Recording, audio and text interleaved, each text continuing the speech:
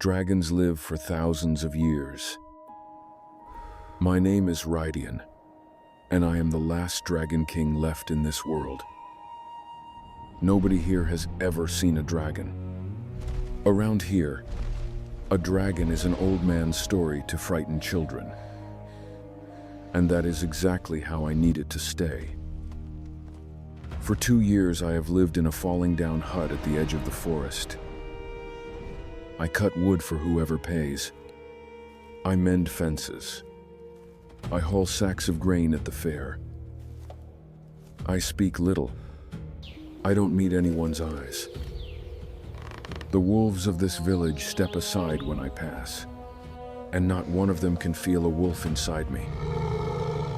And to a wolf, a man with no wolf is a man with nothing. Some say I'm an omega so weak that the beast in me died. Others say I was born without one. The boys here throw stones at my roof and run. I let them.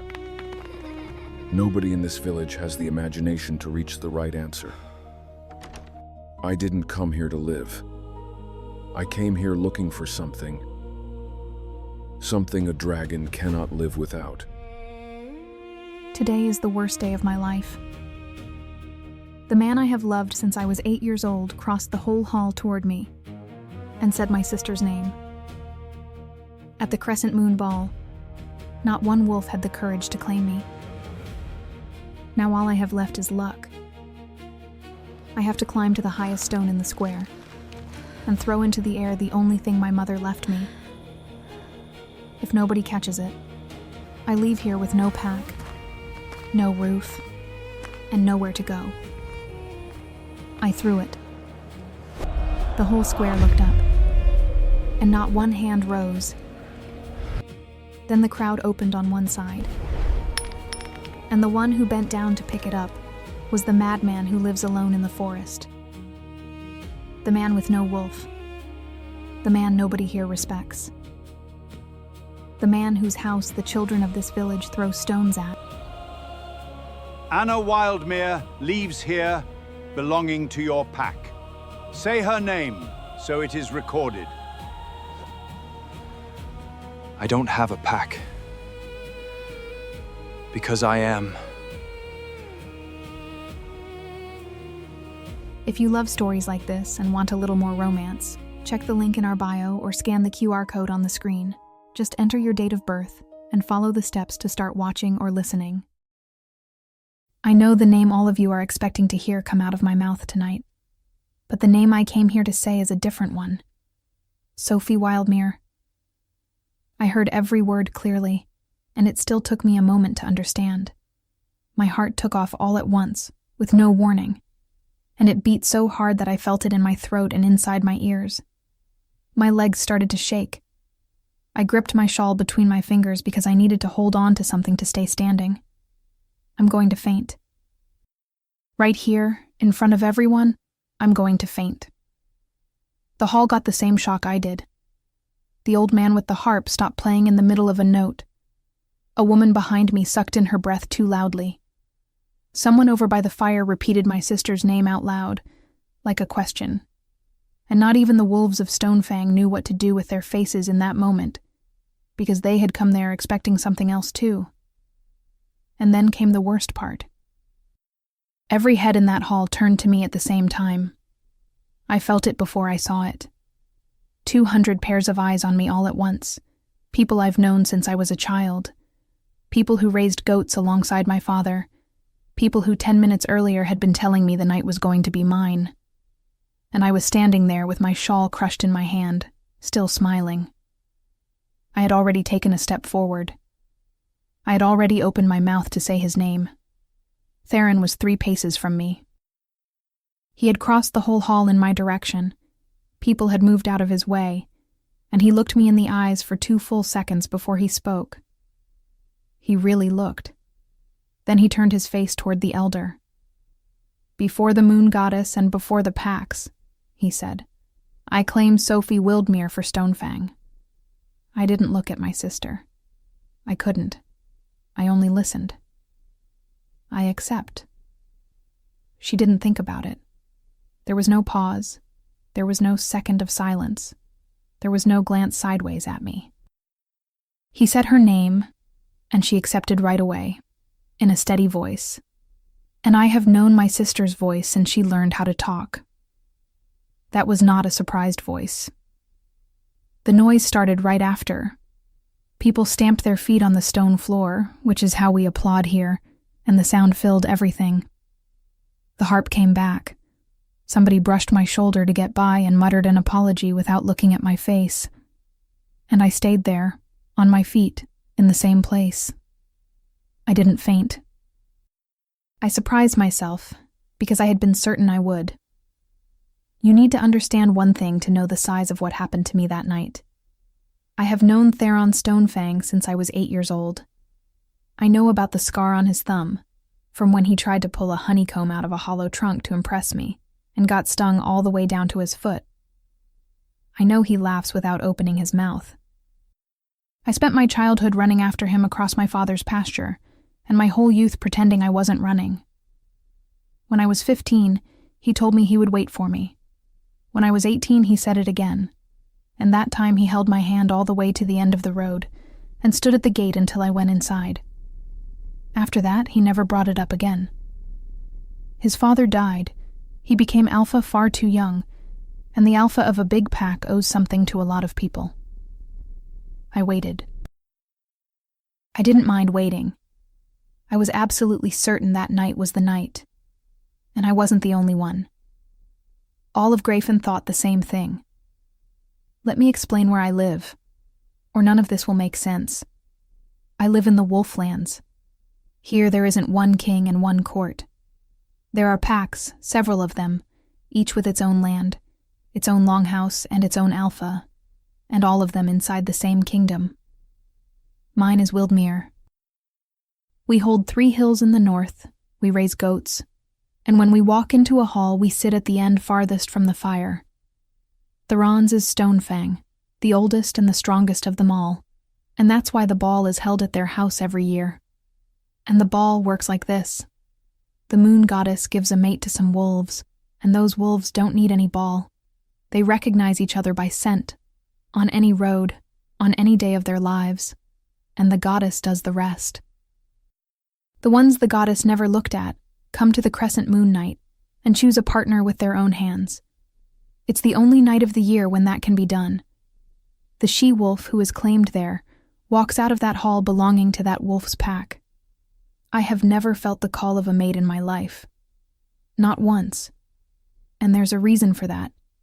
And I have never told it to anyone. I don't have a wolf.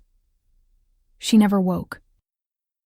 I was 17 when I understood she really wasn't going to wake, and since that day I have been lying. I say my wolf is quiet, that she woke late, that she doesn't like people. I never run with the pack under the full moon, and I always have an excuse ready. When the weight of the alphas rolls through a hall and everyone's wolf rises up inside them, and everyone drops their chin without meaning to, I drop mine along with them. I copy them. 5 years doing that and nobody ever suspected, and I owe that to him. All of Grayfen looked at me and saw the woman who would one day be the Luna of Stonefang. Nobody looks at the future Luna of the strongest pack in the kingdom and thinks she might not have a wolf.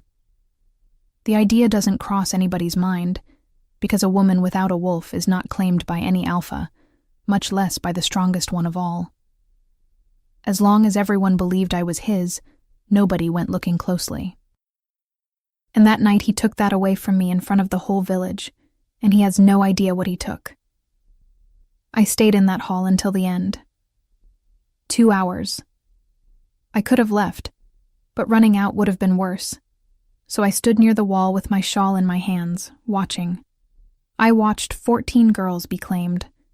I watched men cross the entire hall for women they barely knew. I watched a young man from my own pack look at me 3 times, take 2 steps in my direction, look over to where Theron was standing with my sister, and go back to his brother. It was like that with all of them, and I knew exactly why. It isn't that nobody wanted me. Maybe one of those wolves wanted me. The problem is that all of Grayfen had known about my history with the Alpha of Stonefang since we were children, and no wolf in that hall was going to put himself between me and the strongest pack in the kingdom of his own free will. Nobody buys a fight that size over a girl. So nobody bought it. When they started putting out the fire, I slipped out the side and walked home on foot, alone, with the noise of the feast falling behind me in the hills. I didn't cry on the way. I wasn't going to give anybody that pleasure. Dinner the next night was worse than the ball. Sophie served the stew with a sweetness I had never seen in her in 17 years of her life. Do you want more bread? No. Anna. She set the ladle down and made a sad face. I need to tell you something. You don't. I'm sorry, truly. I know what you felt for him. Everyone knew. I cried last night thinking about you. You can ask Father. She took my hand across the table. But none of this is your fault. It isn't mine either. He was the one who chose. At the ball, each person chooses with their own heart, and the goddess didn't give a mate to either of us. There was no cruelty in it. I looked at her hand on top of mine, and I took my hand away. You accepted. What? He said your name, and you accepted right away. You didn't think. You didn't look at me. You didn't hesitate for 1 second. I spoke quietly, and I didn't raise my voice once at that table. So don't come and tell me that you cried. She opened her mouth, and nothing came out. That's enough, my father said. He put down his spoon and pushed his bowl 2 fingers forward. The two of us went quiet. 3 days from now, there's the offering in the square, he said. You're going. He raised his eyes to me for the first time that night. Then you don't stay in this house. I held the edge of the table. My hands were cold. You're throwing me out over this? I'm doing what tradition demands. Every grown she-wolf belongs to a pack through a claiming. The goddess didn't give you a mate. The ball didn't give you a partner. What's left is the offering. And after the offering, there's nothing left at all. You know what that is. I know what it is. Then you know what's going to happen to me there. My voice broke, and I hated it. The woman climbs up alone to the top of the square, in front of the whole village, carrying an object she truly loves. And then she throws that object up in the air, over the men. The first one who catches it is saying in front of all of Grayfen that he accepts her, and she goes on to belong to his pack. That's a humiliation, a disgrace for any woman, to be left to whatever luck she has. That's right. I was so full of hate that I had to swallow my tears to be able to keep talking. And if nobody catches it? If my object falls on the ground and nobody picks it up? Somebody may catch it. You have to try. You can't be left without a partner. Who? I looked at him. If no man had the courage to claim me at the ball, who was going to raise his hand in the middle of the square, with Theron Stonefang standing right there watching? Nobody. Everybody is afraid of crossing Stonefang, and I became the woman nobody can take without buying a fight with the strongest alpha in the kingdom. Don't be silly, Anna. Sophie spoke in that soft voice of hers. If Theron chose me, why would he stop anyone from claiming you? He gains nothing from that. He may not want me, Sophie, but he isn't going to let me belong to another man, and you know that perfectly well. My sister opened her mouth and closed it again. She didn't disagree. My father sat there looking at me. What's more shameful than the offering, I said, is a father forcing his own daughter through it in front of all of Grayfen. What's more shameful for this house is having a grown woman sleeping under this roof with no partner, no claiming, and no pack. That's enough. You're going. He pushed his chair back and left the table. I sat there watching the stew go cold. After the offering, there is no other chance. If nobody catches my object, I stay exactly the way I am, with no pack, and it will only be one more humiliation to live through. I'll be left with no house and nowhere to go. Tradition here has never made an exception for anybody's daughter. Sophie took my plate off the table before I finished. That night, I waited for the house to fall asleep, and I thought about what special object I could take to the offering. Even though I was completely against all of it, at least I would bring something that mattered. Nobody was going to want to catch it anyway. I pulled the little wooden box out from under my bed. There are 3 things inside: a broken comb, a ribbon that lost its color, and the ring. I took out the ring and held it in my palm. It's a man's ring, far too big for my finger. The stone is black and dull, and it's ugly. Any woman of Stonefang would look at that and ask why anybody would keep a stone so plain. Except that when the light hits it from the side, a thin thread of red appears inside it, and I spent my childhood turning that stone in my hand just to watch the red show up. It was my mother's. I was 4 years old when she died, and I keep 3 memories of her, and not one of them whole. The smell of her hair, a song I don't know how to finish. And the last night, when she was lying there, white, burning with fever, and she pulled my hand over and closed my fingers around that stone. Don't show it to anyone. Don't ever sell it. If one day it fits your finger, never take it off. That was the last thing she said to me. I said something that night too, and I don't tell this to anyone. I said, don't leave me. She didn't answer. The song she used to sing was an old one. I heard a harper play it at the fair once, and I asked what it was, and he said it was a song of the Fire Kings, of the dragons, and that nobody knows the whole thing anymore because nobody sings it anymore. They say there used to be several dragon kingdoms on the other side of the mountains. They say they all fell, and every trader who passes through Greyfen tells a different version of why. Some say war, others say something worse than war, and then change the subject. What everybody repeats is that only one kingdom survived, and nobody can even say its name properly. And they say that up until some time ago you could see the Dragon King. My father's grandfather swore to it.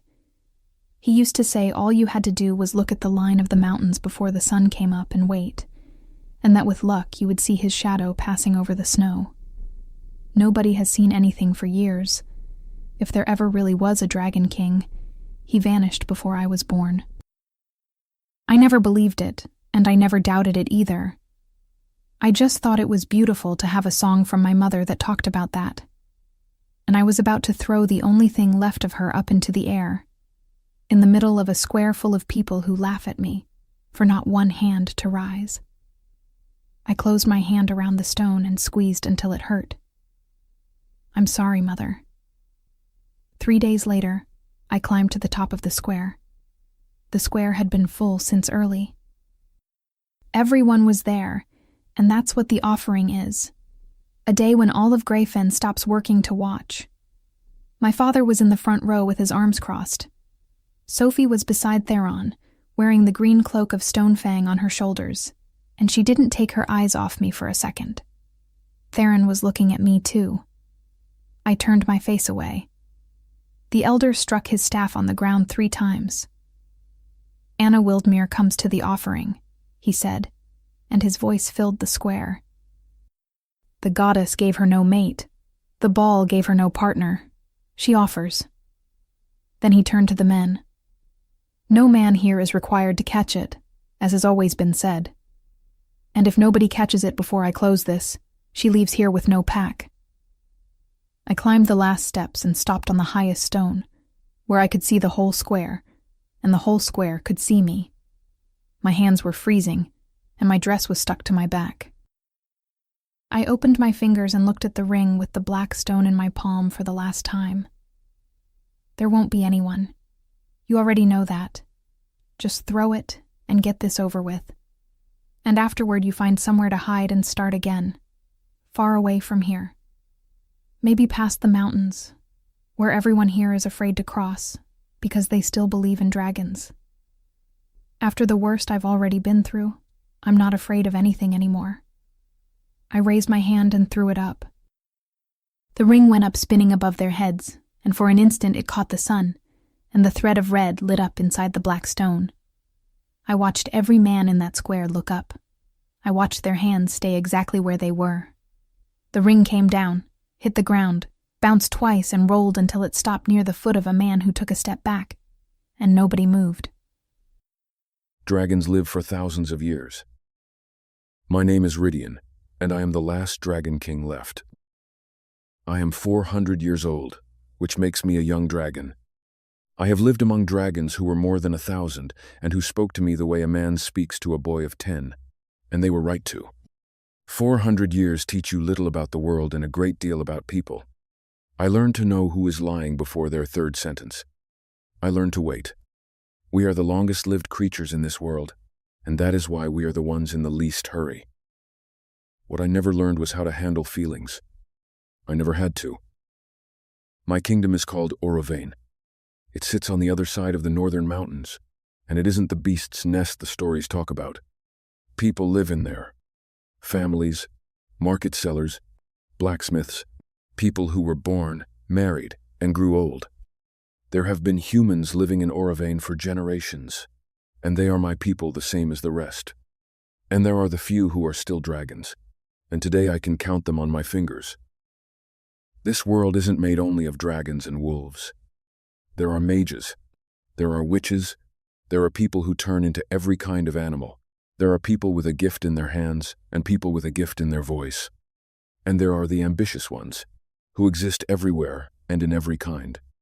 Some of them live a long time, but none of them live the way a dragon lives. That is why Sarkhan came after us. Up until 200 years ago, Sarkhan was a story. They said there was a man who could pull the power out of a living creature and keep it for himself. Nobody believed it. I didn't believe it. My father didn't believe it. And in our lands it was tavern talk that you hear and forget by the next day.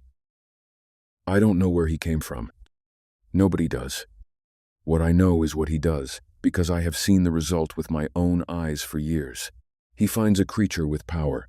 He takes that power, and he leaves the shell. He did it to witches. He did it to whole peoples. He did it to animals nobody sees anymore. After he started, the world hid itself. A great many people vanished off the map by choice and never showed themselves again. Others went on living in peace to this day, and the only reason is that he looked at them and didn't want them. With dragons it was different. With dragons it turned into an obsession.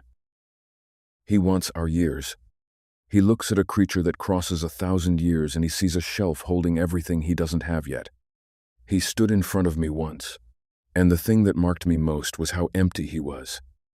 A man who looks at a living creature and can only work out how much power fits inside it. There's no music in there. There's no curiosity. There's no taste for anything. He's hollow. I used to think that was dangerous. Now I think it's sad. And the worst part is that he wants something you can't take. A dragon isn't a title, isn't a spell, and isn't a trophy. Nobody becomes a dragon. Either you're born one or you're not. It has been a long time since a dragon was born. A very long time. We reached the point of being afraid to mate, because a child is a target, and a target far too small to defend itself. And he was never the only one hunting us. He was only the most patient. We were 7 kingdoms. Auravane was the first dragon kingdom he attacked. I was young. My father still reigned. That night my father and my mother went to face him together, and they held him. Sarkhan did not yet have the power to defeat 2 dragons of that size at once. He was stopped. He was wounded, and he left Auravane. But I watched my parents be drained. I don't know how to tell this in a way that would do it justice. I watched my father and my mother die on their feet while everything they were came out of them and went into a mage. After that, the other dragons were afraid to attack him and be drained themselves. It isn't cowardice. Attacking isn't always the best way out, and we have been searching for another way to stop him ever since. After that, I watched 6 of them fall to pieces. One at a time. I didn't cry for any of them. I don't know how to do that. What I can tell you is that after each one I would go weeks without being able to sleep. and I never quite understood why. Caldrith was the sixth. It fell a little more than 20 years ago. The king there was a dragon shifter, a friend of my father's, and he was a better man than I am. And that isn't modesty. It's what anyone who knew him would say. Our two kingdoms lived side by side without a single quarrel my whole life. He died defending every last one of his people until there was nothing left inside him to take, and I grieved, and I still do. His wife was never found. Not alive, not dead. Nobody ever found her body, and in time the subject died along with the kingdom. After Caldrith, the dragons who were left shut themselves away behind the mountains. We stopped flying over the villages. We stopped appearing in the wolflands. We stopped sending word, stopped trading, stopped existing for anyone on the outside. And we stayed that way so long that the new generations grew up believing a dragon is an old man's story to frighten children. We hid ourselves behind the mountains, and nobody crosses those mountains. They say whoever goes over doesn't come back. And so, without our lifting a finger, the disguise turned out perfect. We have always been feared, and the fear became our wall. For some dragons, at birth, the kingdom has a stone forged. It isn't an ornament, and it isn't a crown. A dragon carries more power than a man's body can hold, but most of us can contain our power naturally. Some carry so much that they need something to hold it in. When I was born, my mother almost died, bringing me into the world, from the sheer amount of power coming off me, and my father had a stone forged right after. The stone is what keeps the power in place. It's a matter of balance for a dragon shifter like me, and without it, we can lose our minds under all that power. Mine is a black stone, a fire obsidian, and I carried it in my ring. When a dragon loses his, he has 3 ways out, and all 3 are bad. You can turn into a dragon and stay a dragon forever. You can choose to stay a man forever and give up the fire, the power and the changing. Or you can try to live on both sides with no stone holding anything in place. And then you go mad, and that takes less time than anyone imagines. And there's a limit. Some years away from your own stone without the dragon shifter deciding. And the body decides on its own, one form or the other. Or you lose your mind for good. Nobody knows exactly how long. They speak of 200 years, but that's old men's talk, because very few of us carry a stone and almost none of us has ever lost one. There have never been enough cases to be sure of anything. What I know is what I feel in my own body.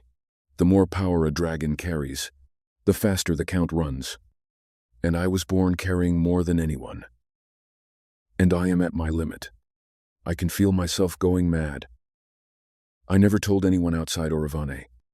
I couldn't. A dragon king who can't turn into a dragon is a door standing wide open. And on top of that, Sarkhan could have come for me and my people would have been left with nothing. He stole my ring with my stone in it the night he attacked our kingdom. He didn't have the nerve to drain me. They say it was more power than he could hold, so he only took my ring. But that left my kingdom exposed. I had to disappear from public life. I left the council governing in my place, and I let the world invent whatever it liked. They said I had gone mad. They said I had turned cruel. They said I had died. All 3 served me well. A legend protects better than an army. And Sarkhan, who had my stone in his hand and could have taken Oravane whenever he pleased, gathered men on the border and then pulled back. I spent years thinking I knew the reason. Somebody stole his ring during the last attack he made on Caldrith, and I convinced myself he had pulled back because he had lost the advantage he held over me. I was wrong, and I only found out how wrong much later. What I know today is that he never once stopped looking at my lands, and that I have no idea what he is planning or when he intends to come. What I do know is that I searched the whole world for my ring. And 2 years ago I reached the end of the trail. A man told me, and he didn't really understand what he was telling me, that the stone had passed through the hands of a woman who came to live in the Wolflands. Where the ring went after her, I had no idea at all. That is why I am here, in Gryphon, in the land of the wolves. For 2 years I have lived in a hut at the edge of the forest, cutting wood for whoever pays, mending fences, and hauling sacks of grain at the fair. I speak little. The wolves here keep away from me, and it isn't out of fear. It's because they can't feel any wolf inside me. To a wolf, a man with no wolf is a man with nothing. Some of them think I'm an omega so weak that the beast in me died. Others think I was born without one. The boys throw stones at my roof and run.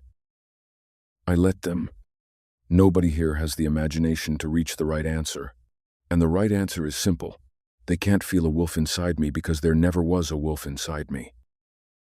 And I use no power at all, not even the little I have left. Every time there's one of these wolf traditions, the offering, as they call it, I go and watch the spectacle. But I don't go only to watch that nonsense of throwing an object so a woman becomes yours. What a strange thing. Creatures who live so little are so strange. The truth is I watch, and I go to the square, because that is where people talk. In 2 years I have gathered more in one market morning than in 100 journeys. Who came from outside? Who married whom? Who died and what they left behind? One day somebody was going to mention a jewel, a ring, a stone, and I need to find it as soon as I can. Today was going to be one more of those days. One more morning of a crowded square. One more girl put on display in the middle of people who laugh at it. And me at the back of the crowd listening to other people's talk, hunting for a black stone. And then I felt it. It was faint. Below my chest, on the left side, in the exact place where for 100 years there has been nothing at all. I stopped in the middle of the crowd and went still. It's here. It's in this square, in somebody's hand. With no power, I couldn't place it.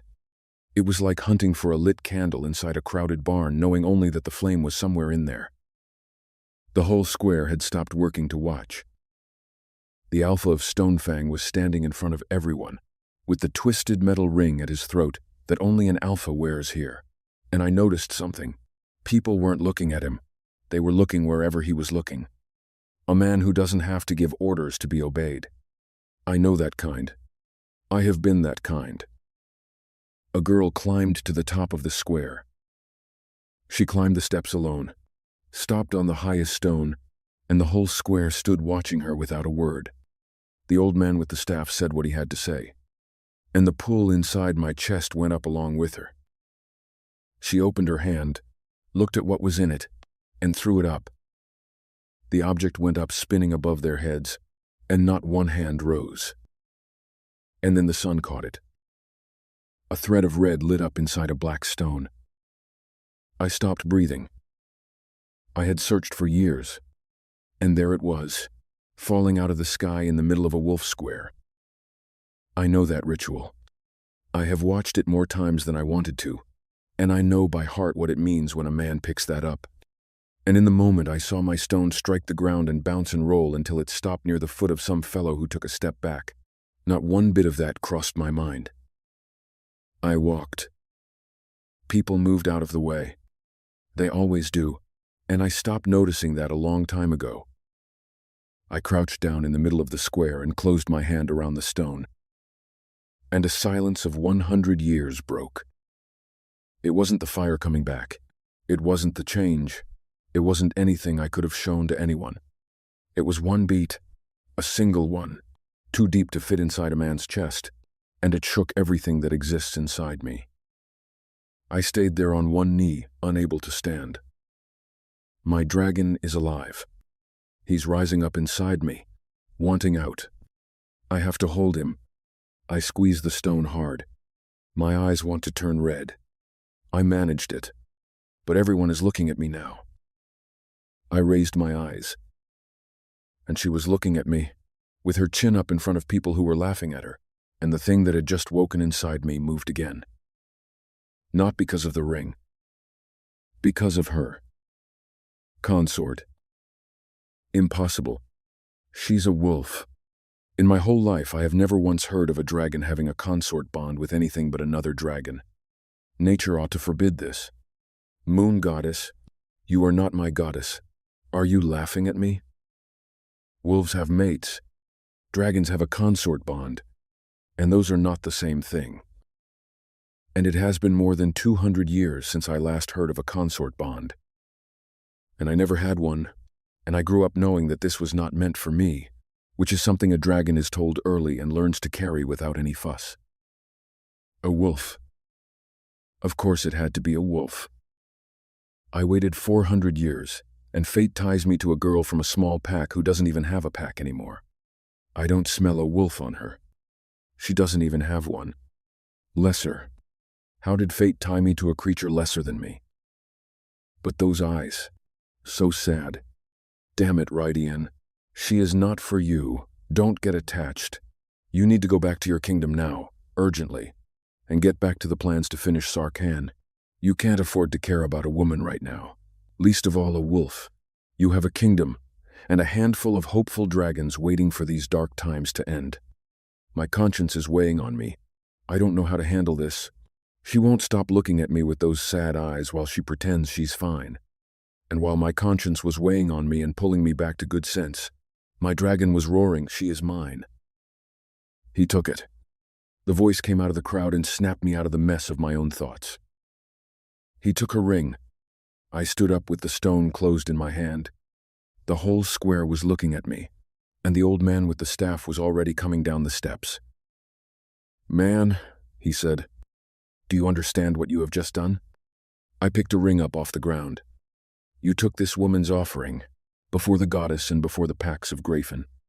The first man who takes it accepts her. It cannot be undone." He pointed his staff at the girl. "Anna Wildmere leaves here belonging to your pack. Say her name, so it is recorded." That is how I found out her name. And that is how I found out I had just gotten married. "I don't have a pack," I said. I counted the seconds. I don't know why. I stood on that stone watching my ring roll until it stopped on the ground, and I started counting. And I got to 11 before I understood that this was going all the way. The men were looking at their own feet. Some were looking at Theron. A young man I've known since we were children turned his back so he wouldn't have to decide anything. I lifted my chin. If it was going to happen, let it happen to me with my head up, even if I was about to cry. That was when the crowd opened on the left side. It wasn't people stepping aside politely. It was people getting out of the way fast, and I turned my head and saw who was coming. Everyone in Grafen knows the man from the forest. He turned up some years ago and stayed. He lives in a hut at the edge of the woods, cuts wood, hauls loads at the fair, and doesn't talk to anybody. He's enormous, he's badly dressed, and he's the only man in those lands with no wolf inside him. He crossed the square without looking at a single person, and I felt two things at the same time. The first thing was relief, and it was so strong that my legs almost gave out. Somebody had taken it. I wasn't leaving there without a pack. I wasn't going to have to go off somewhere far away on my own. The second thing, it was him. Of all the men in Grafen, the only one who took it was the madman who lives alone in the forest and doesn't talk to anyone, who probably has no pack, whom not even the children respect, whose house they throw stones at. I'm done for. Wouldn't it have been better if nobody had taken it and I had just run off and been left without a home? It's one humiliation after another. Oh, moon goddess, what did I ever do to deserve this? He bent down and picked up my ring. And he stayed there, on one knee on the ground. 1 second. 2. Too long for a man who only picked something up off the ground. The square started to murmur.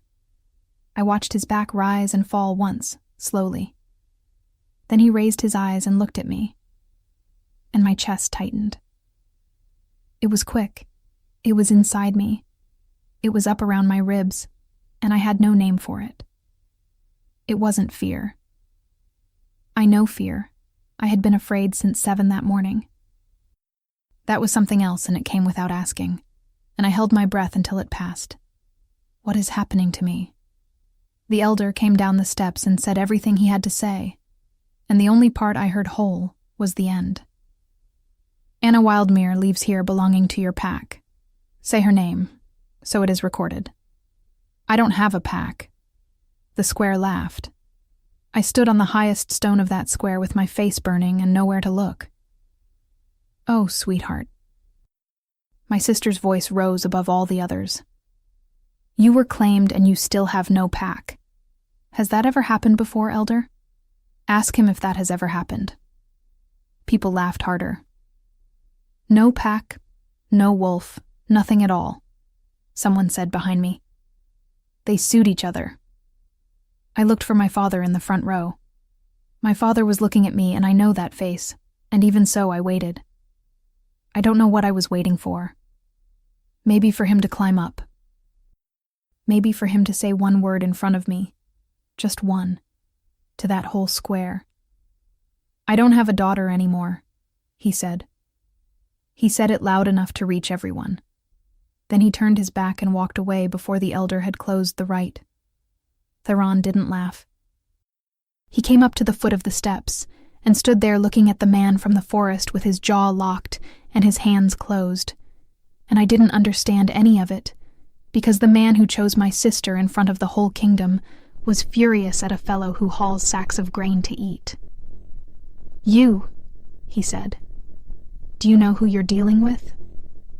The man from the forest looked at him. He said nothing. He only looked. And Theron Stonefang, who hasn't lowered his eyes to anyone in Grayfen since he was 19, lowered them. It was fast. Almost nobody saw it. I saw it, and it was with me that his voice came back. "That man doesn't even have a pack, Anna." He said it loudly, for the whole square to hear. "Do you want more humiliation in your life?"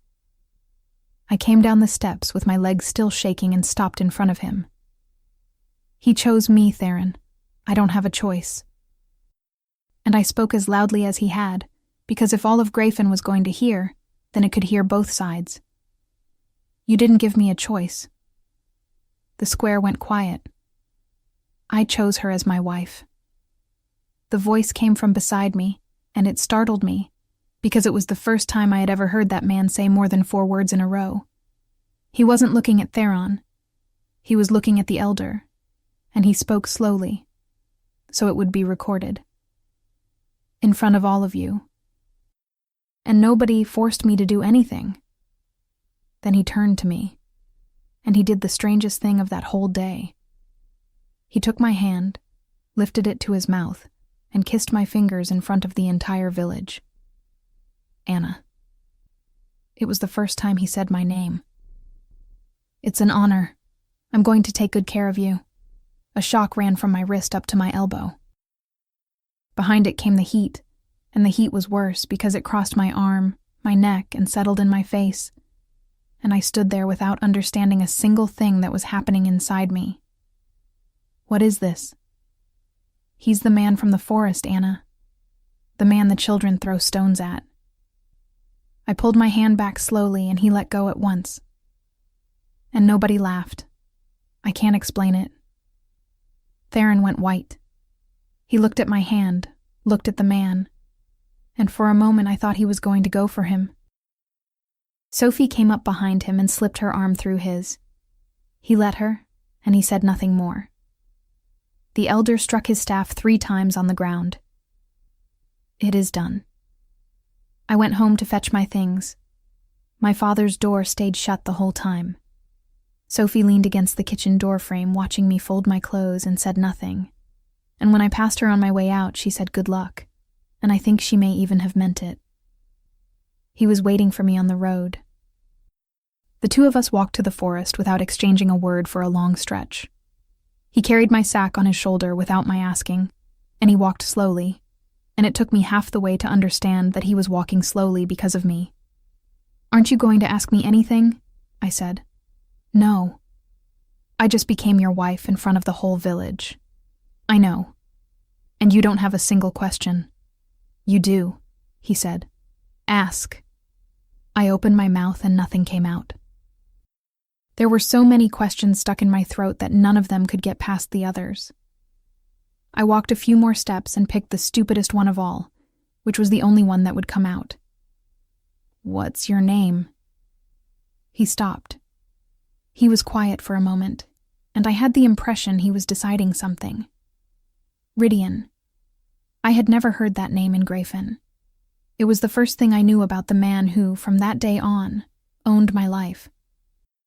The hut had a single room, a floor of packed dirt, and a fire in the middle of it. I stopped in the doorway with my sack of clothes and stood looking at it, and the first thing that crossed my mind was that my father's goat slept somewhere better. He came in, set my things down beside the bed and said, "The bed is yours. And you? The floor will do." I waited for him to laugh, or to say he was joking, or to do what any man in Grayfen would have done after acclaiming. He just took a rolled hide from the corner, dropped it near the door, and lay down there with his back to me. And that was that. I stayed awake almost the whole night staring at the thatch roof, my body stiff under the blanket, waiting for the sound of him getting up. It never came. It didn't come the second night, or the third, or any night. It took me about 10 days to stop expecting the worst.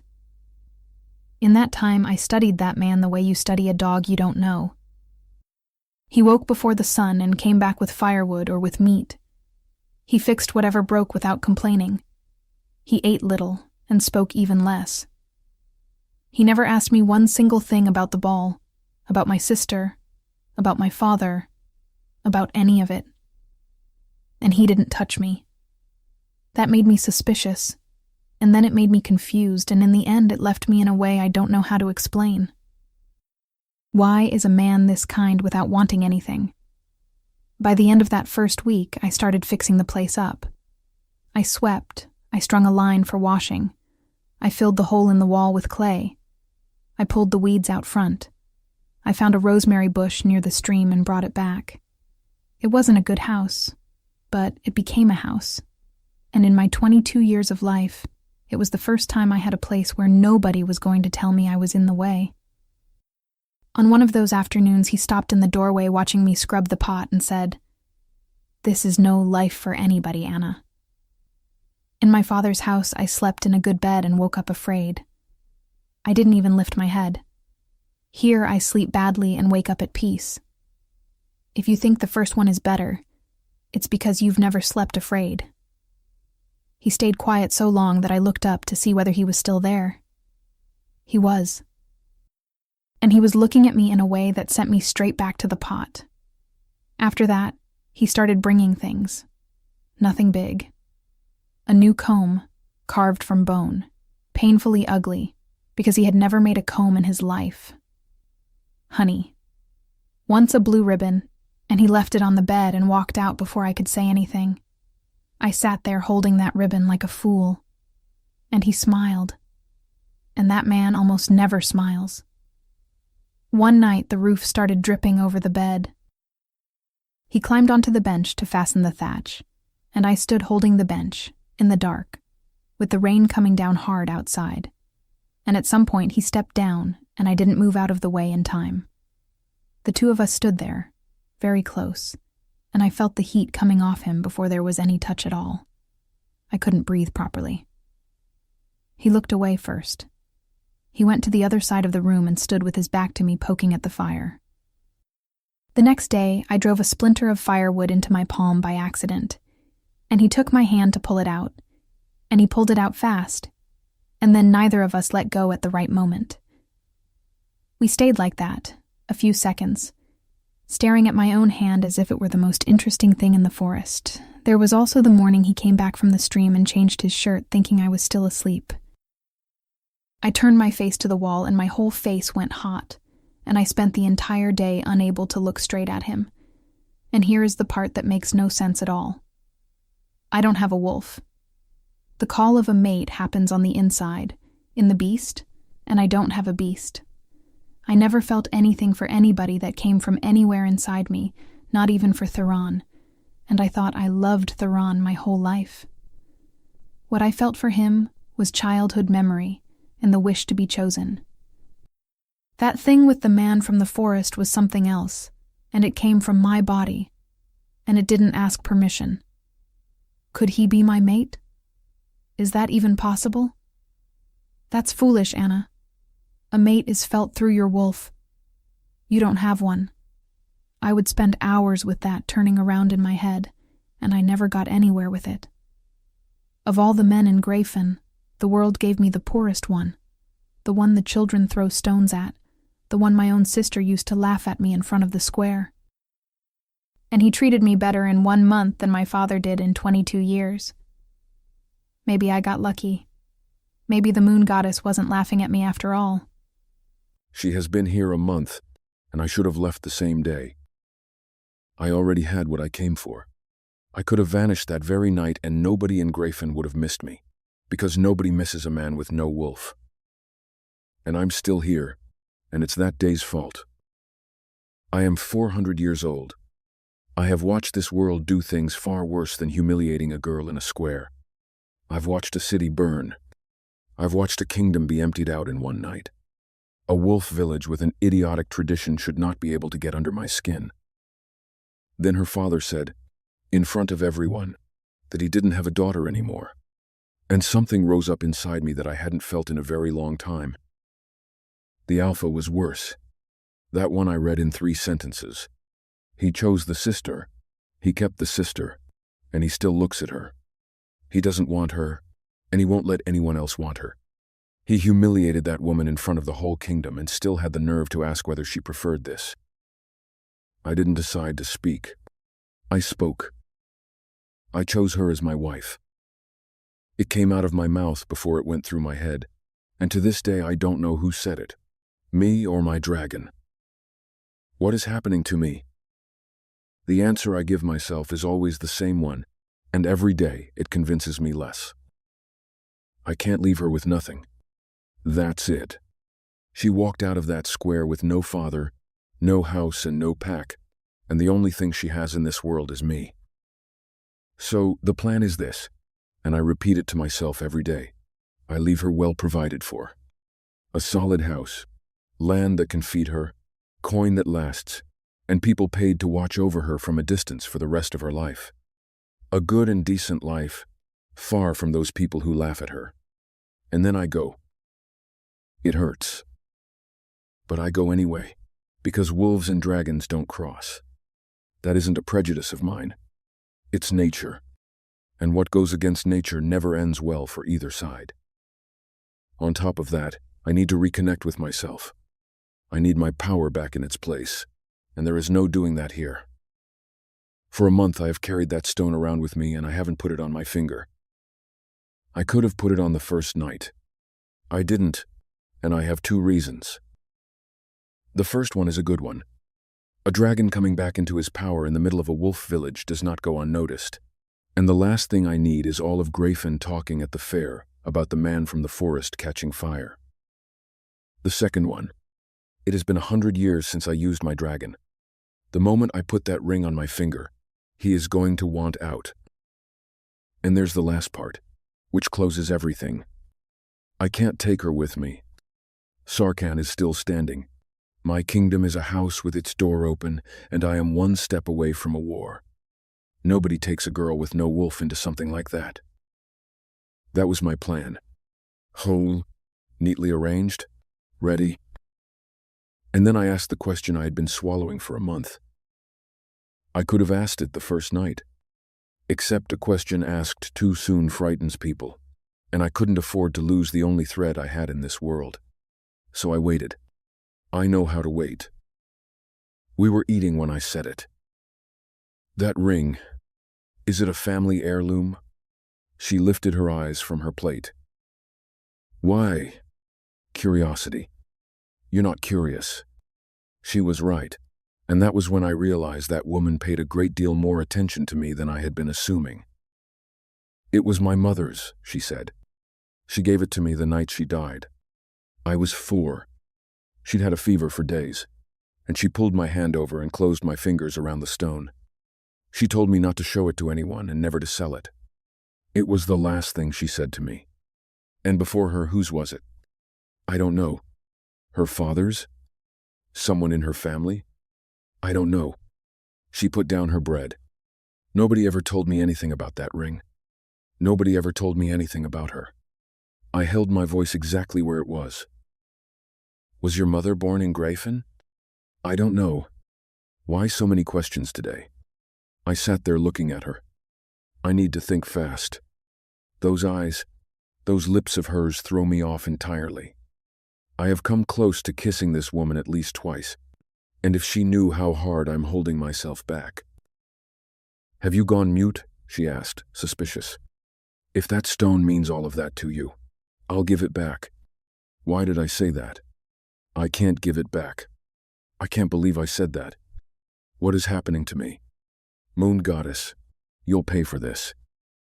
She raised her head and looked at me for a while. No, Anna, you look after it for me. That was all. She went back to eating, changed the subject, and never brought it up again.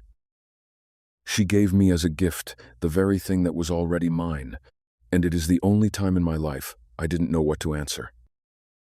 The next day I said I was going hunting, and I went up to the line of the mountains, where no wolf in Grafen has the nerve to go. I walked until there was no trail left, until the snow began, until I was certain there wasn't a soul in this world watching. And I finally put my ring with the stone on my finger. A pain so old that I no longer even felt it stopped existing. That was the first thing. 100 years with my head squeezed from the inside, and I had forgotten what it was like not to be squeezed. I stood there in the snow breathing, and the world went sharp in a way I hadn't seen since I was young. Then the power came back into place. It wasn't a blow. It was everything that had been loose inside me for a century finding its banks again and settling. Balance. That is the word, and there isn't another one. And then came the part I didn't ask for. The hunger for her grew. It grew along with the power, at that same moment, in that same measure, and along with it came something worse, which was the need to protect her. I stood there in the middle of the snow, with my whole mind taken up by a girl who was 2 hours' walk away sweeping a dirt floor, and the only thing I could think about was who might get near her while I wasn't there. I don't know how to handle this. I never had to. So I called my dragon. And he came.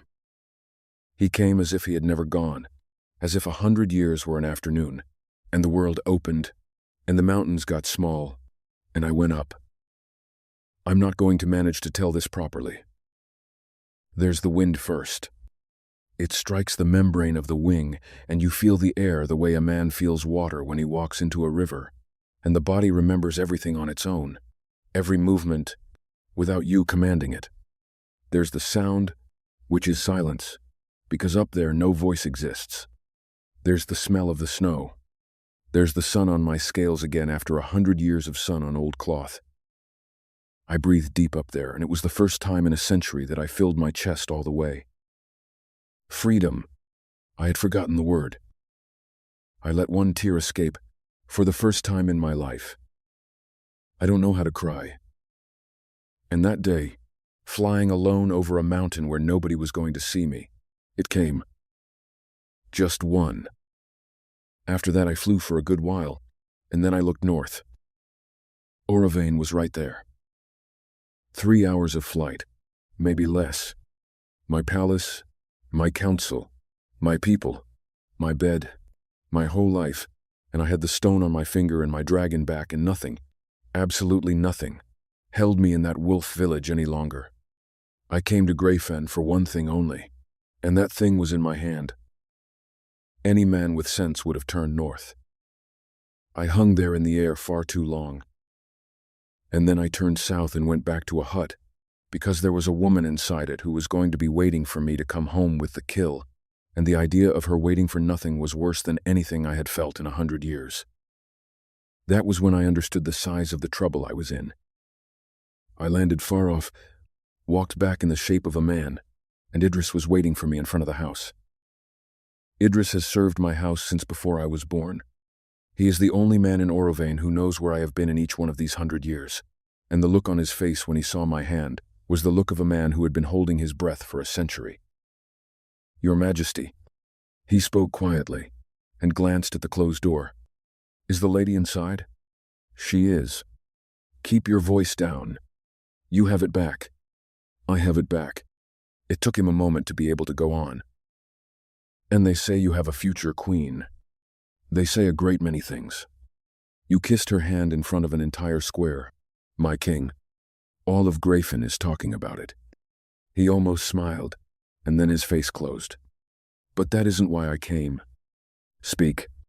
Sarkhan has surfaced again. He sent an envoy to the border, and this time he isn't asking for passage. He's serving notice. The council is holding what it can, but they don't have you, and without you, Oravain is a house with its door standing open. He dropped his voice further. We need you there. Now. I looked at the door of the hut.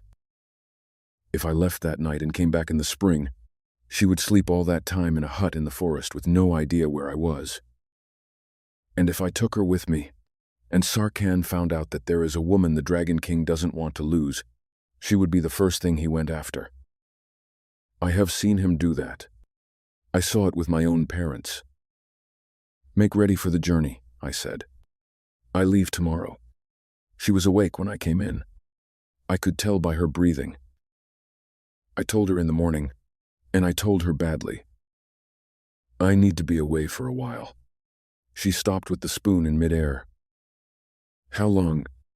I can't say. Where are you going? I have a family matter to settle. And I saw it right away. She set the spoon down slowly, and her face changed. Since when do you have family? Anna. No. Her voice went quiet, and quiet is worse. A month. I've lived with you for a month. I wash your clothes. I sleep on the other side of that fire, and you have never mentioned a living soul. No father, no mother, no brother, not even where you came from. In that square, you said in front of everyone that you had no pack. Now you have family. I do. And what else do you have that I don't know about? I didn't answer. It was the most cowardly thing I have ever done. But as long as that mage is standing in this world, anyone he finds out I want becomes a target. He doesn't attack a kingdom. He attacks whatever holds the kingdom up. That's what he did to my father and my mother, and that's what he did to Caldrith. And I was not going to put her name on that list for the sake of an explanation. So I let her think whatever she wanted. And she thought it. You could watch the thought crossing her face, and it was not a good one, and I knew exactly the shape of it. Another woman. When are you coming back? She asked. And she wasn't looking at me anymore. As soon as I can. All right. She got up and went to see to the fire, and she didn't say another word to me before I left. I left Idris in the trees at the edge of the road, with one order only. Nobody touches her. She couldn't know he was there, and he understood that without asking. I have already lost nearly everything I had. I still have a kingdom. I have to take care of her, and I cannot lose her. Nobody touches my wife. 1 month. That was how long I spent alone in that hut, sweeping a dirt floor nobody walked on, cooking for one person, sleeping with the door pushed to and waking at the sound of any branch that fell, thinking it was him coming back. At first I counted the days. Then I stopped counting and started thinking. And thinking on your own is the worst work there is. A whole month without a word, without a message, without a single soul who could tell me where that man had gone. A family matter. A man who never had a soul in this world, and who suddenly has family. He has someone else. He has another woman somewhere, and maybe children, and maybe a real house with a roof that doesn't leak, and I'm the obligation he picked up off the ground of a square and left in the forest. And worse than that, I started waking in the middle of the night with my body hot, my chest tight, and an absurd urge to walk north, toward the mountains, for no reason at all. Then word came from my father's house. It was an invitation to dinner. I read it so many times that I learned it by heart, and in one afternoon I convinced myself the old man had softened, and I put on the best thing I owned, and I went down the road rehearsing what I was going to say. The door was open when I got there, and the first thing I saw was Sophie and Theron sitting at my father's table. I stopped in the doorway. It had been 2 months since I had seen the two of them together, and my body remembered that before I did. Breathe. You are not giving them that pleasure twice. What are you doing here? That was how my father greeted me, without getting up from his chair. You sent for me? I didn't send for anyone. An invitation came. I didn't send any invitation, Anna. And the silence that came after that was a long one. I looked at my sister, and she was sitting with her spoon frozen in midair, watching me, with the mouth of someone holding back a laugh. She didn't say a word. She didn't have to. Oh, Father, let her stay for dinner. Sophie went back to stirring the soup. There can't be much to eat at her house. I should have turned around and left. I know I should have. I was 22 years old. I had a hut, a pot, and my own dignity. And I could have walked off down that road without saying a thing.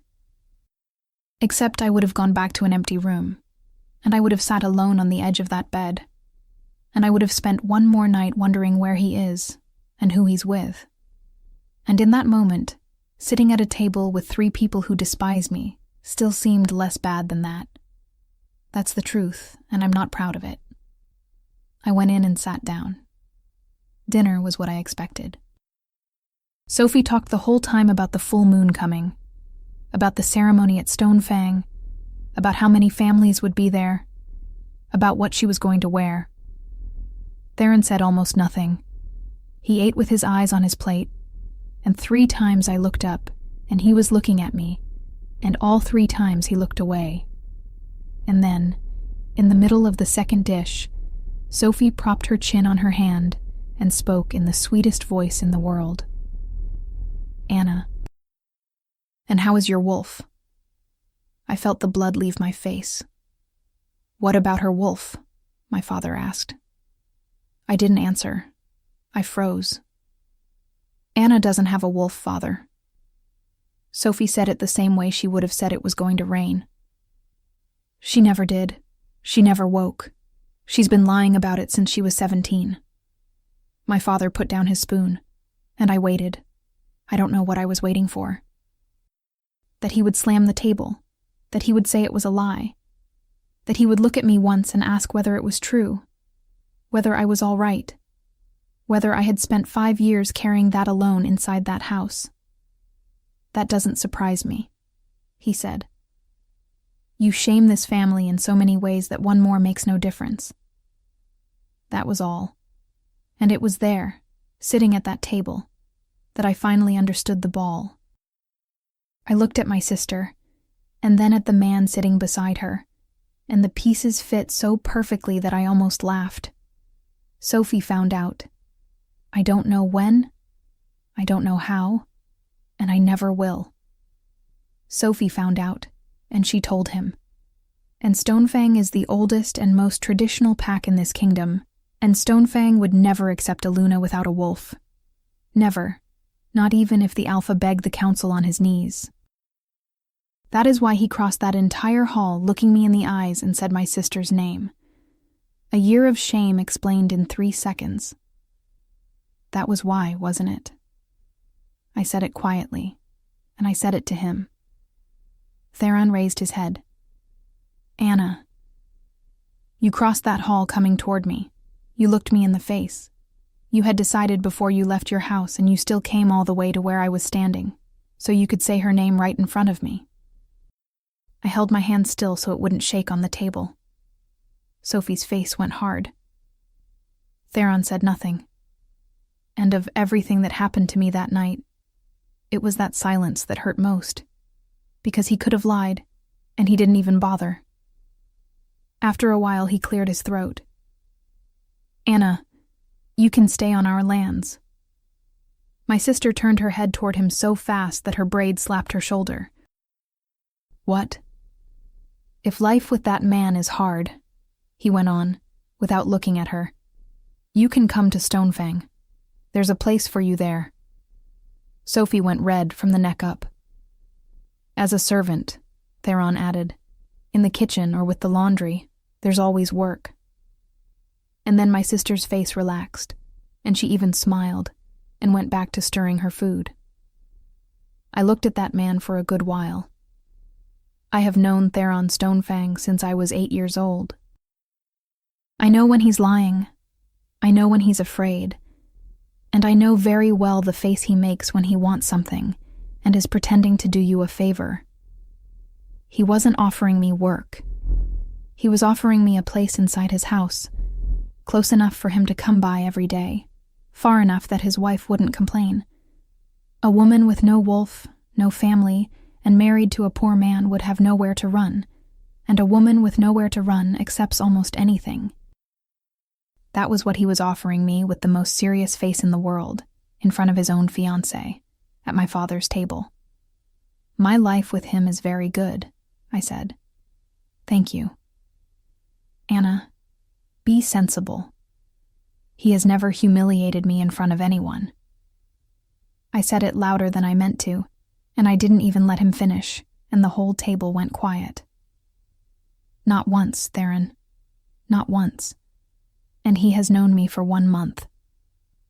Theron's face closed and it didn't open again. The rest of dinner was a silence of cutlery against bowls. When it was over, Sophie got up, gathered the plates and said, without looking at me, that it was getting late and that the forest road is bad at night. I picked up my shawl. Nobody got up to walk me to the door. My father stayed in his chair. Sophie stood leaning against the kitchen wall with a cloth in her hand, and I swear she was waiting for something, because she didn't take her eyes off me the whole way across that room. I opened the door, and there was a man standing outside. He was standing in the middle of the path, between the house and the gate. A tall man, well past youth but built like someone who still carries weight, in a dark cloak, with his hands folded in front of him. He was nobody from Greyfen. I know every face in these hills, and that was not one of them. He was standing there in a way that said he had been standing there for some time. So it's true. His voice was calm. That was what frightened me. You're his consort. He looked me over from head to foot, slowly, the same way you look at a horse before you buy it. Who would have thought? Behind me, I heard my father's chair scrape across the floor. Who are you? I asked. And whose consort? The old man smiled. Don't play the fool the way your mother did. I stood there in the doorway with my hand on the door, and I didn't understand any of it. My mother died when I was 4 years old. I know. He said it with a calm that turned me cold, and he didn't even blink. Behind me, I heard my father's chair scrape, and I heard Sophie's breathing change. Who are you? I asked. What do you want here? What I want is standing right in front of me. I don't know what you're talking about. I don't know you. I don't owe anybody anything, and I have no idea what. I stopped, because he started studying me. That's exactly what it was. He tilted his head a little and looked at me the way a person looks at a sum that doesn't add up, and he stayed like that for several long seconds, searching for something in my face. And then he laughed quietly. You really don't know. Don't know what? Anything. He seemed almost amused. You don't know a single thing. 22 years and nobody told you one word. That's your mother's doing. And I have to admit she did a very good job of it. Just say what you want. I could tell you who you are. He unfolded his hands. I could tell you who your mother was, what she did, where she came from, and what she took when she ran. It would take a while, and you wouldn't believe almost any of it. He took a step toward me. Except I don't have the time. I need to be done with you before he shows up. Before who shows up? He raised his hand. I didn't see anything come out of it. There was no light, there was no fire, there was nothing you could point at and name. What happened was that the air between the two of us went heavy all at once, and the door behind me slammed against the wall, and I felt it pulling my chest forward. And then my father went past me. I watched him change in mid-leap, still inside the house, something he hasn't done in years, and I heard the table go over. His wolf is big and dark, and he came down on that man with his teeth bared. Theron came behind him. He turned before he was out the door, and Theron's wolf is bigger than anyone's in Greyfen, and the two of them went together. Sophie screamed her fiancé's name, and the old man barely moved. He raised his other hand, and the two of them were thrown backward through the air as if they had hit a wall that wasn't there. My father's wolf struck the stone wall and dropped. Theron rolled across the ground and stopped near the well, and it took him a while to get up. "I'm not going to waste time on dogs," the mage said. He didn't even look at them. He went on looking at me. "You have no idea what you're up against. I have brought down things far larger than this house and everyone inside it. If you get in my way again, I'll take what's inside the two of you as well." Theron stopped where he was. My father, on the ground, stopped too. And the old man came walking toward me. I should have run. I didn't run, and it wasn't courage. It was because in that moment something started happening to me. It began in my back, at the height of my ribs, and it went up. Heat. Not fever heat and not the heat of shame. A heat from the inside out, as if someone had opened an oven behind my chest. It went up my neck and reached my eyes, and my eyes burned so much that I brought both hands to my face, and I started crying. And it wasn't from fear. It's now. 22 years, and it's now. You're there. You were always there. I was absolutely certain in that instant that my wolf was waking. After a whole life of lying, after the ball, after the square, after everything, she had chosen that night. I felt it growing inside me, and I felt it was bigger than anything I had ever seen in any wolf in Greyfen. And I opened my mouth to call her, and the mage struck me in the middle of my chest. There is no word for that. Hurt is too small. It was as if a hand came in under my ribs and took hold of the thing that was rising and began pulling it out. Slowly. Hard. In no hurry at all.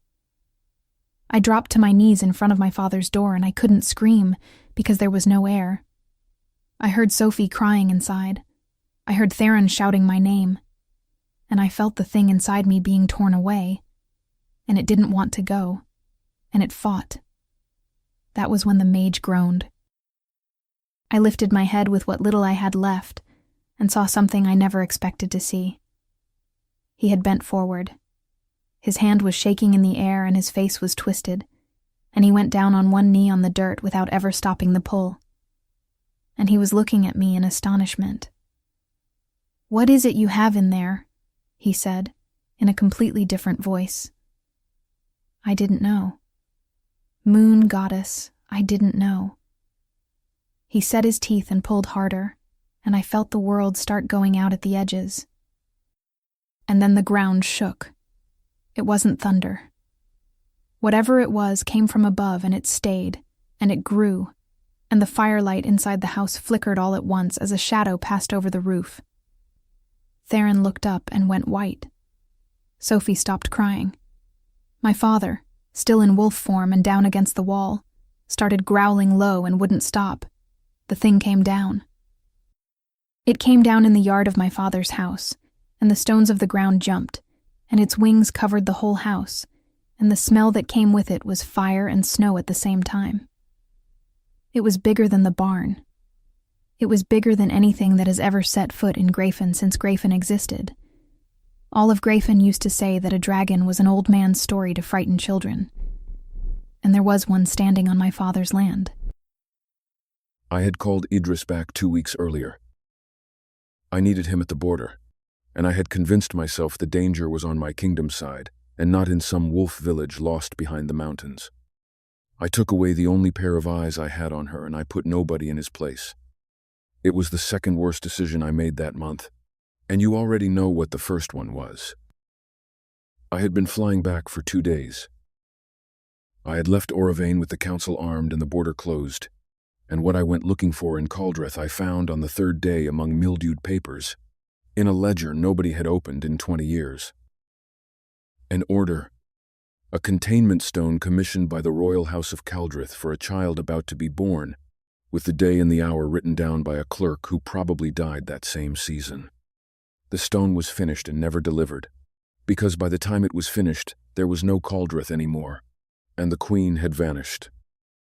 Pregnant. And that was when I stopped sleeping.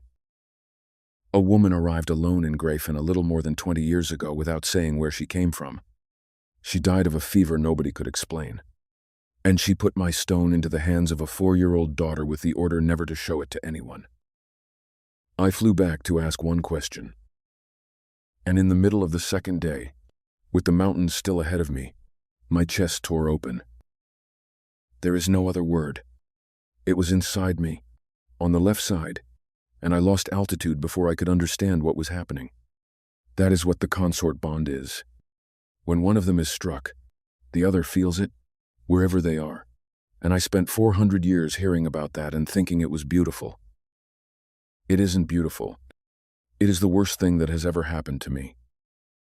I reached Grayfen and I landed. I took it all in at once.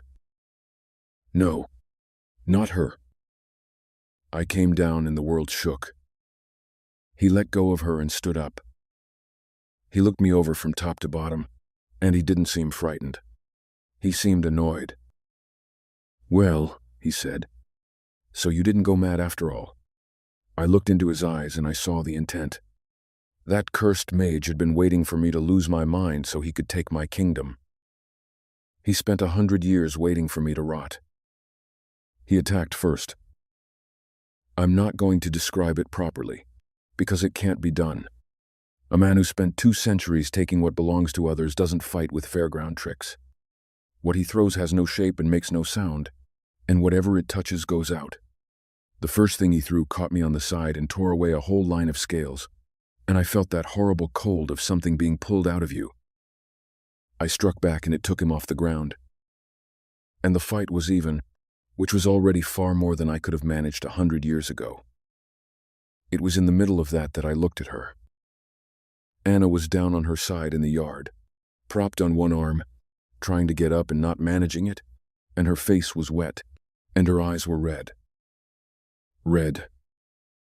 And everything I had been carrying since the archives of Caldreth came together all at once, right there, in the middle of a fight, and it went through me harder than anything that Mage had thrown at me. The Queen of Caldreth fled pregnant. They never found her body because she didn't die that night. She came to the one place in the world where nobody would look for a dragon, a wolf village behind the mountains, and she raised her daughter in the middle of it, and she never told anyone a thing, not even the girl herself.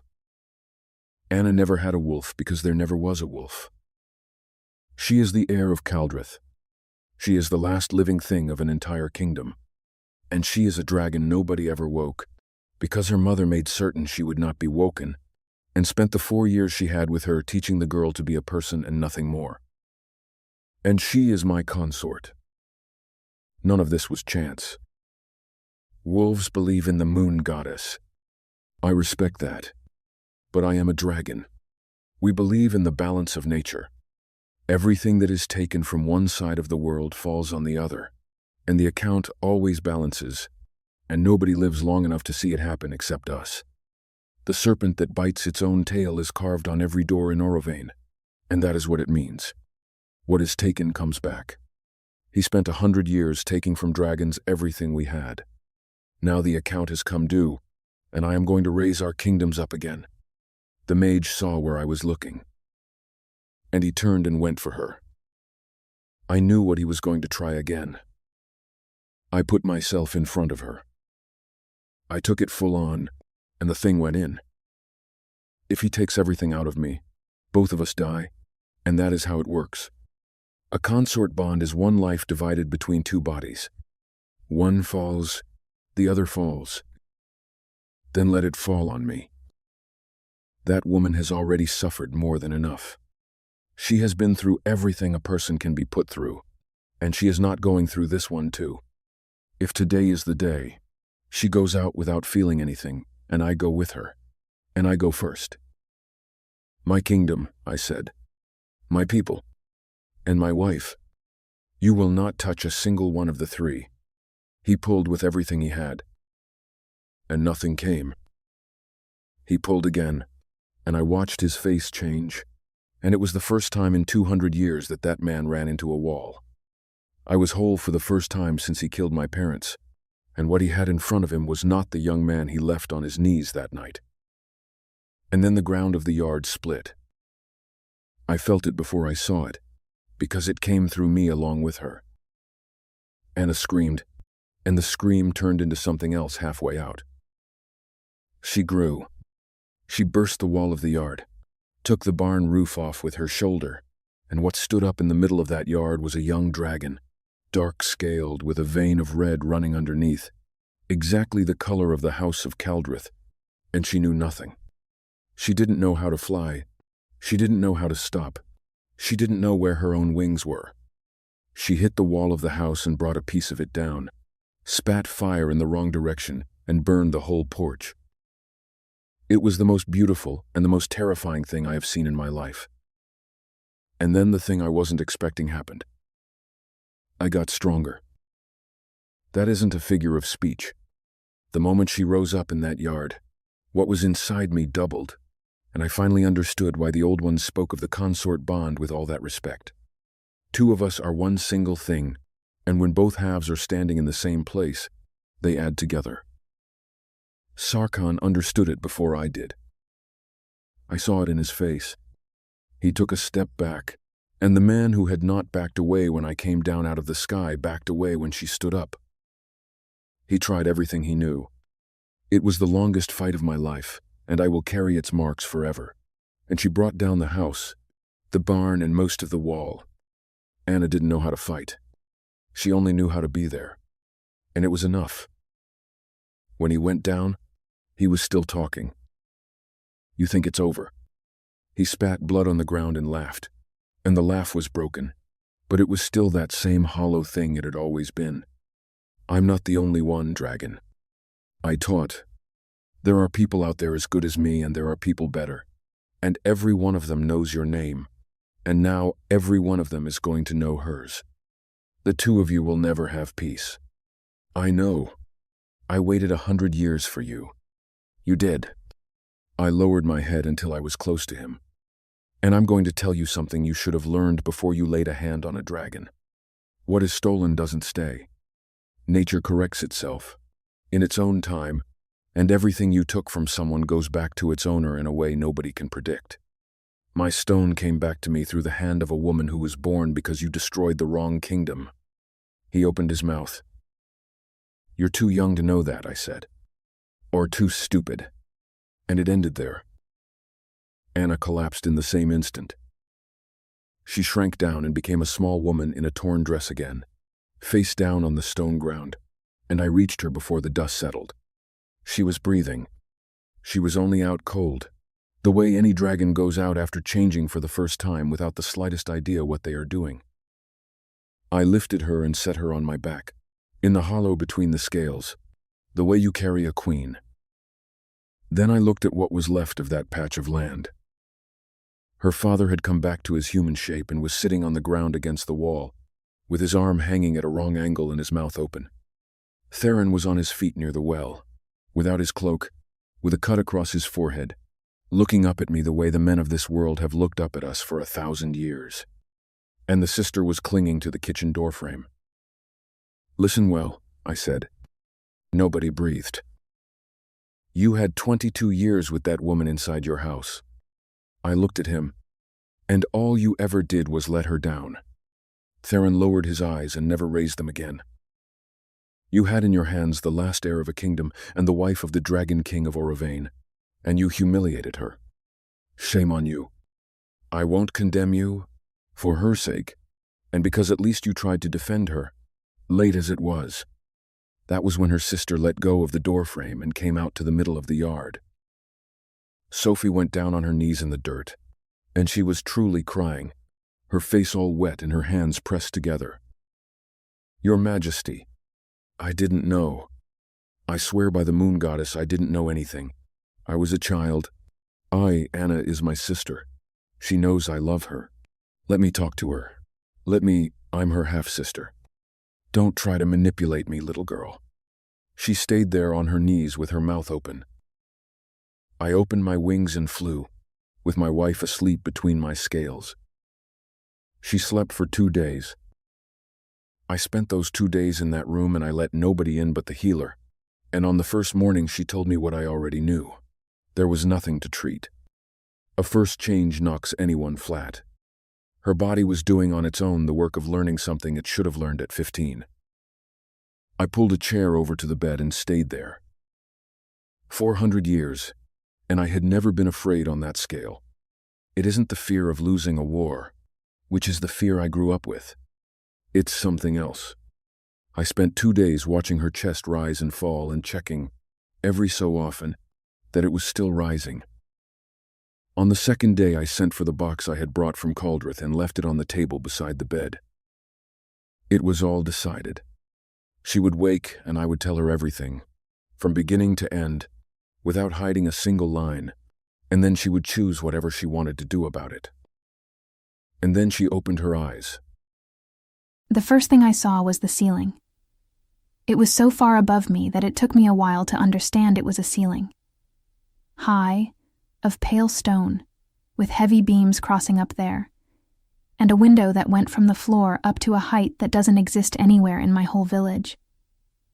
The second thing I saw was the bed I was lying in. It was enormous.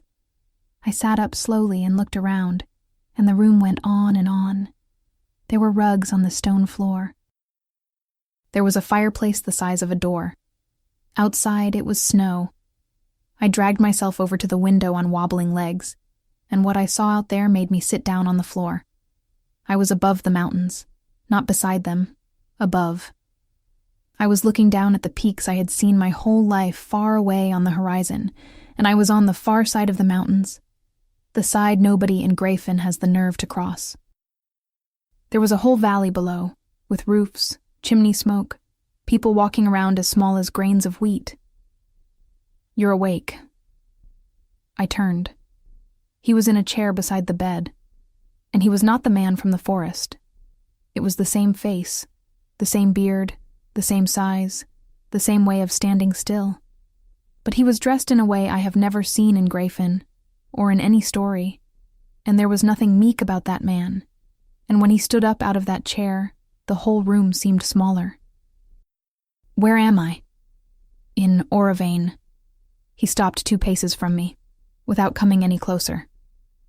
"In my room, because it's the warmest one in the palace and you were freezing when I brought you here. Nobody has come in but the healer. I slept in the chair." "In your room?" "Yes." "In your palace?"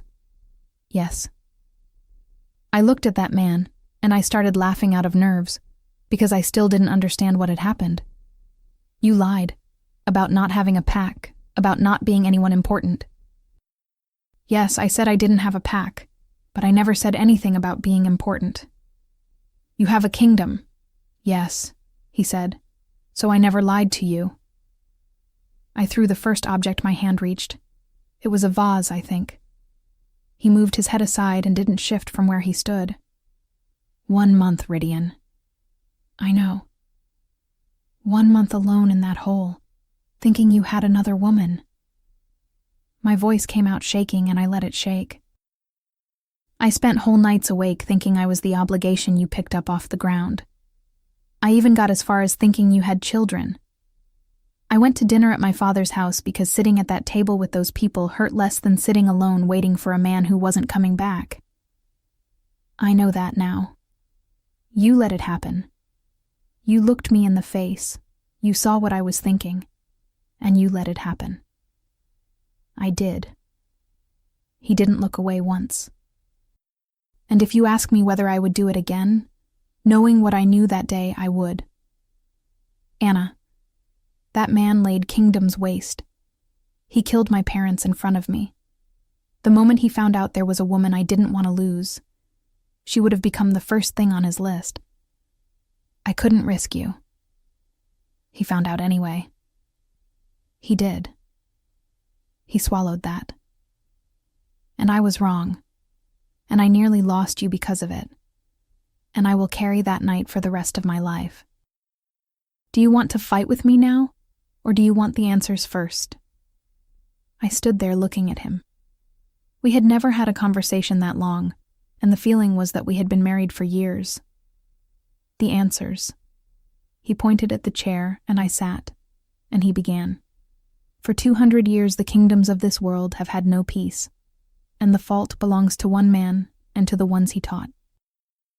They pull the power out of magical creatures and store it in themselves, and that is what they do.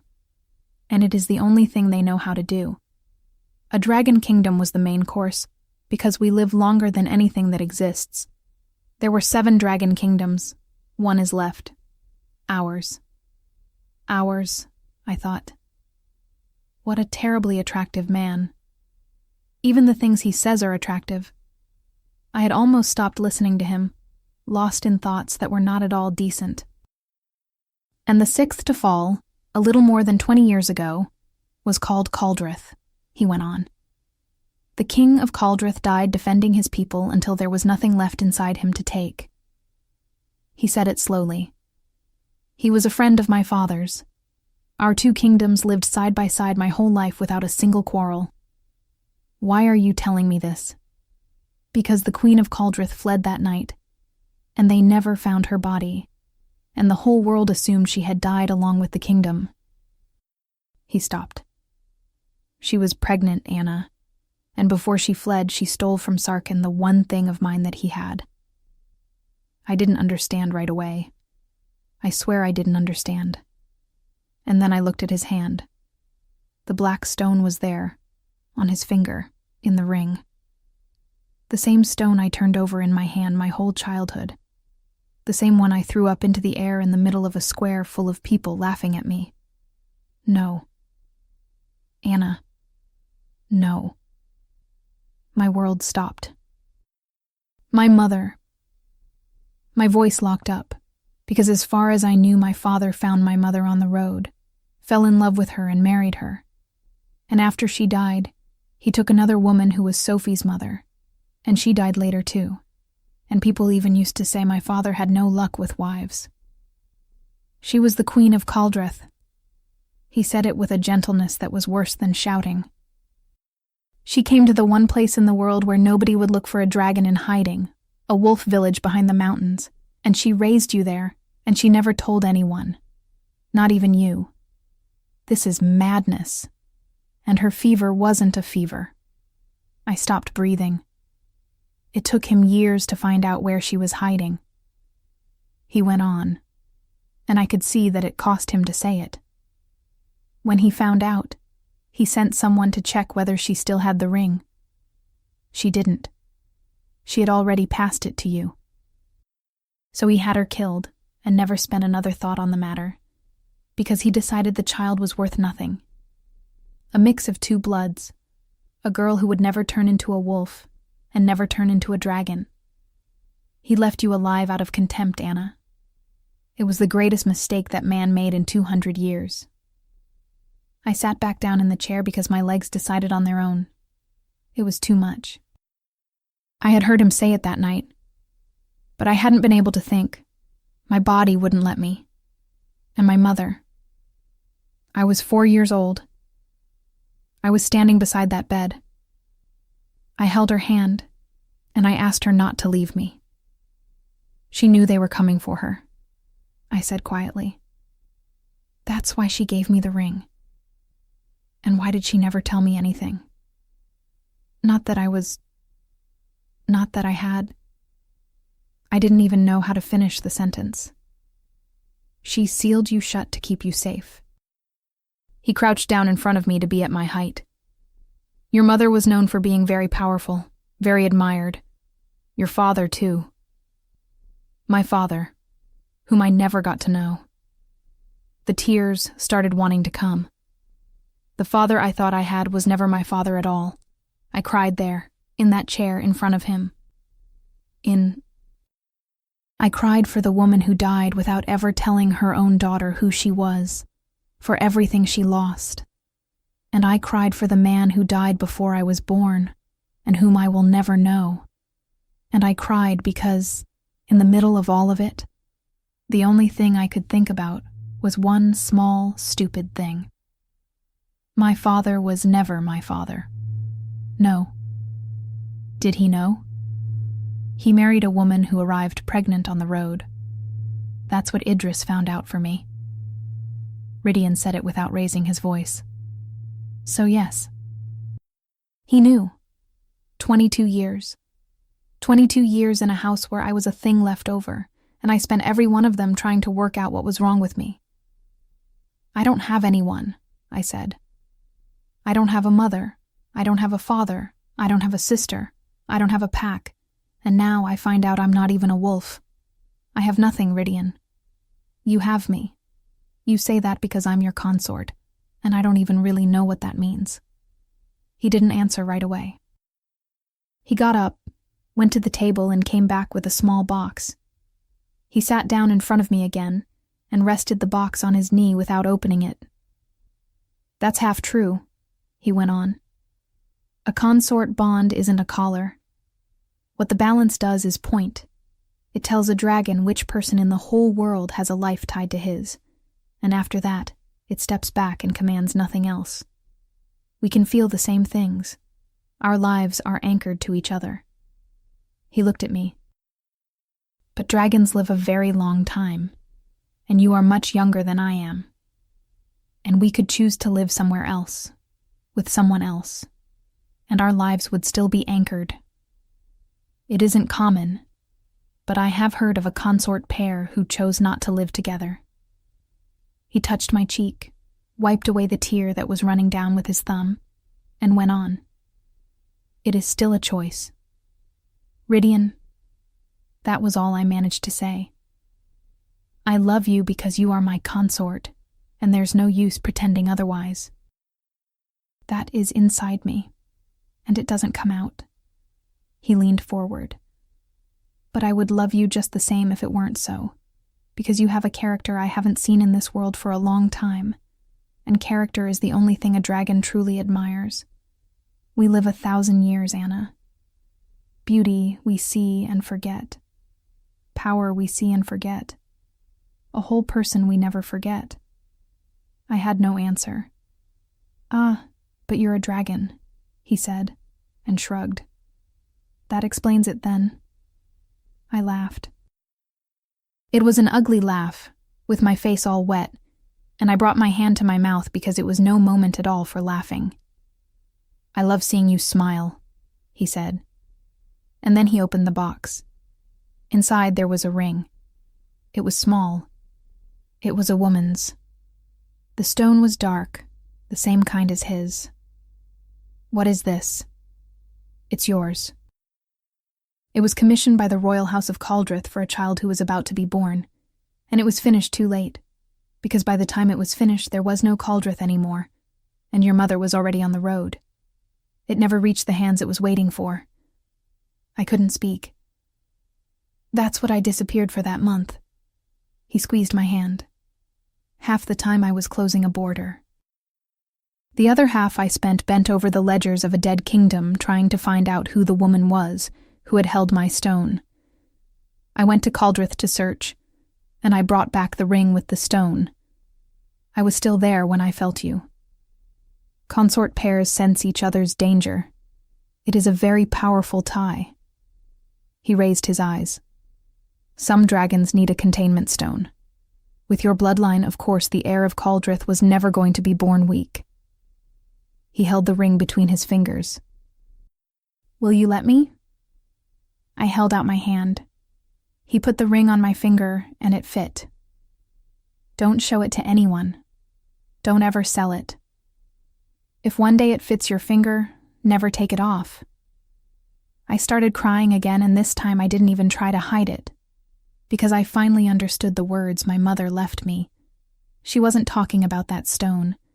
She was talking about one she knew existed somewhere, and that she never had the chance to give me.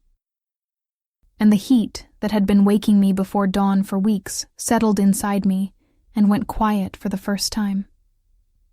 Better? He asked. Yes. That is balance. I looked at him. Rydian. He took my face in both hands and kissed me, and it was not a careful kiss.